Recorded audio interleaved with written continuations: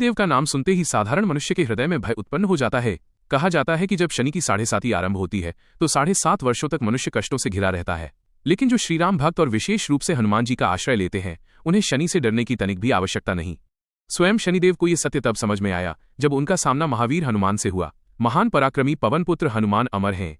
एक समय वे रघुकुल के कुमारों के आग्रह पर प्रतिदिन अपनी जीवन कथा का कोई न कोई प्रसंग सुनाया करते थे। उसी क्रम में उन्होंने ये अद्भुत प्रसंग सुनाया। हनुमान जी कहते हैं, एक बार संध्या समय में अपने आराध्य श्रीराम का स्मरण कर रहा था। तभी ग्रहों में पाप ग्रह कहे जाने वाले मंदगति सूर्यपुत्र शनिदेव मेरे समीप पधारे। उनका स्वरूप अत्यंत भयानक था, कृष्णवर्ण, दृष्टि नीची, और जिन पर उनकी दृष्टि पड़ जाए उनका अनिष्ट निश्चित माना जाता है। शनिदेव ने हनुमान जी के पराक्रम को न पहचाना।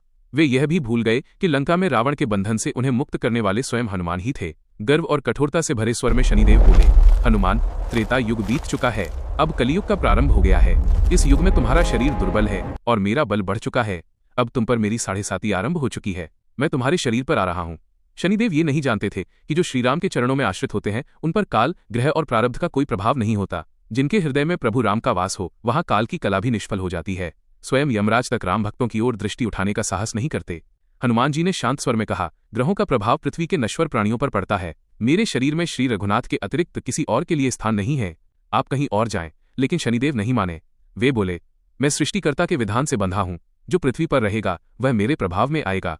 मैं 2.5 वर्ष सिर पर, 2.5 वर्ष उदर में और अंतिम 2.5 वर्ष पैरों में रहकर कष्ट देता हूं। हनुमान जी मुस्कुराए और बोले, जब आपको आना ही है तो आइए, आप मेरे मस्तक पर ही बैठिए। जैसे ही शनिदेव हनुमान जी के सिर पर बैठे, हनुमान जी के मस्तक में तीव्र खुजली होने लगी। उसे शांत करने के लिए हनुमान जी ने एक विशाल पर्वत उठाकर अपने सिर पर रख लिया। शनिदेव घबरा गए। यह आप क्या कर रहे हैं? हनुमान जी बोले, जैसे आप अपने स्वभाव से विवश हैं, वैसे ही मैं भी। ये मेरे उपचार की विधि है। ये कहकर उन्होंने दूसरा पर्वत, फिर तीसरा पर्वत सिर पर रख लिया। शनिदेव पीड़ा से कराह उठे, पवन कुमार, इन्हें उतारिए, मैं संधि करने को तैयार हूँ। पर हनुमान जी कहाँ रुकने वाले थे। उन्होंने चौथा पर्वत भी सिर पर रख लिया। अब शनिदेव चिल्ला उठे, त्राहिमाम, रामदूत, आंजनेयाय नमः। मैं वचन देता हूँ, जो भी आपका स्मरण करेगा मैं उसे कभी पीड़ित नहीं करूंगा। मुझे उतरने दीजिए। हनुमान जी बोले, अभी तो 5वां शिखर बाकी है। इतना सुनते ही शनिदेव हनुमान जी के चरणों में गिर पड़े और बोले, मैं अपने वचनों को सदा स्मरण रखूंगा। आघात से व्यथित शनिदेव ने उपचार के लिए तेल मांगा।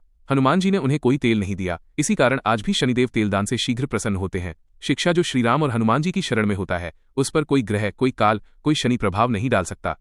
जय श्री राम, जय बजरंगबली। यदि आपको ये कथा पसंद आई हो तो लाइक करें, सब्सक्राइब करें, फॉलो करें और कमेंट में जय हनुमान अवश्य लिखें। आपका एक कमेंट भी भक्ति को आगे बढ़ाता है।